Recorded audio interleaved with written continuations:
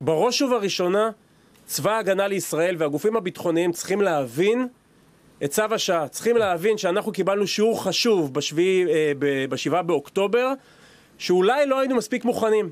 יש טכנולוגיות לא מעטות שנדרשות בשדה הקרב, והצבא לא נערך לאירוע. זאת אומרת, זה לא סוד להגיד שמדינת ישראל כנראה לא נערכה למלחמה. היא נערכה למבצע, היא נערכה להתקפה, היא לא נערכה למלחמה, בטח לא למלחמה רב-זירתית. היום אנחנו נמצאים באירוע אחר, באירוע שבו כל המערכות הסתנכרנו, ואנחנו נמצאים בסדר גודל אחר של מערך מילואים, של מערך טכנולוגי, ויחד עם זאת אני אגיד, יהיה היום שלמחרת. וביום שלמחרת, אני לא בטוח שאנחנו יכולים להסתמך על הידידות שלנו, אולי הידידה הגדולה ביותר שלנו, ארצות הברית, שתממן לנו, שתשמע לנו את אותם אמצעים שבזכותם אנחנו נשמור על עצמנו. מדינת ישראל צריכה להיות עצמאית, לפתח ולחזק את התעשיות הביטחוניות. התעשייה האווירית היא אחת מהן, אולי המרכזית מבין השלוש.